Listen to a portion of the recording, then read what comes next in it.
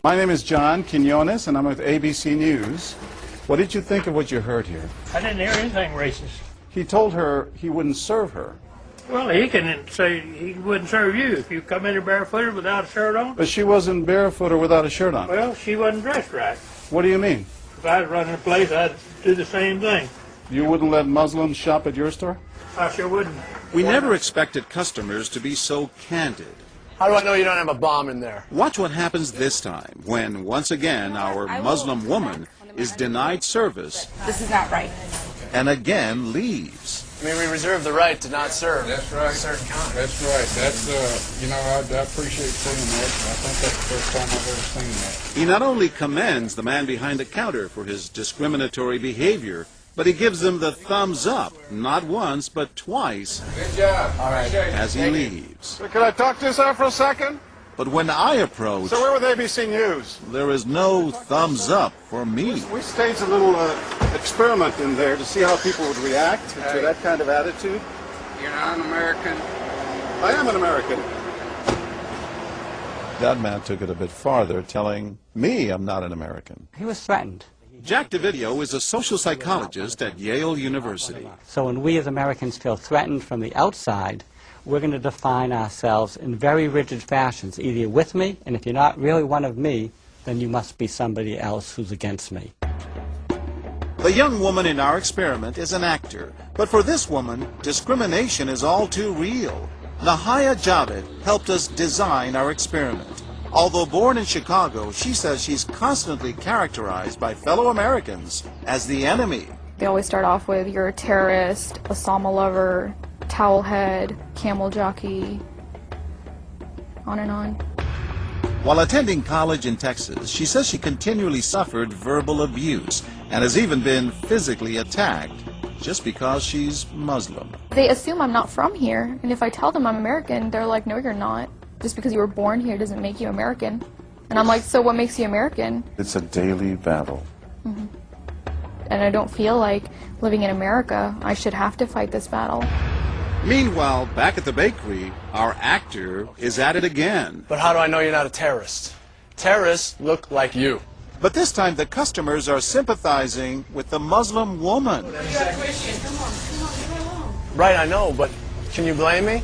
Yeah, I can't blame you, actually. Why? What's the problem? All right, we'll get out of here. You need to go yourself, actually. What do you need to do? Okay, sir. Thank you, I'm a sir. good American, all right? We're at war with these people. My dad's a veteran. Go yourself. So is mine.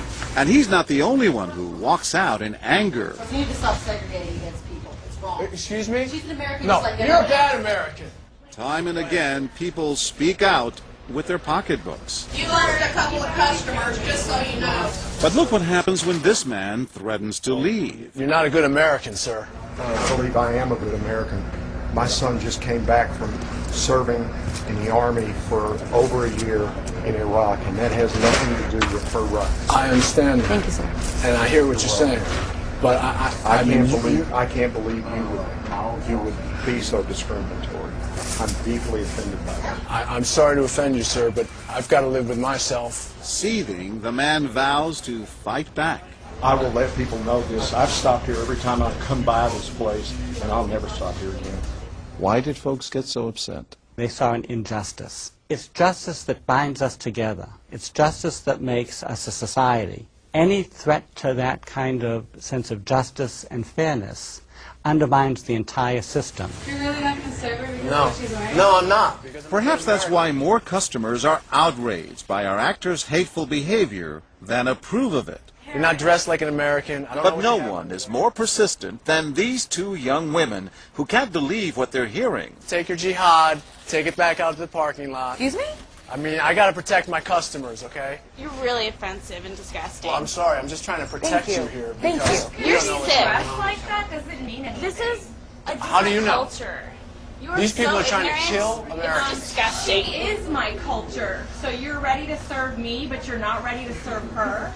You're obviously dressed like an American. Big deal. She's Muslim. And unlike the others, they don't just leave in anger. They stand their ground. So you're going to regulate what people wear? Yes, because I believe you the the degree manager? of... No, I'm not the manager. Can I speak to your manager? I'm John Quinones with ABC News. It's only when we catch up with our heroines that they finally let their guards down. I'm with my friend who's, Muslim, and it's, I've just seen how people treat them differently, and it really hurts me.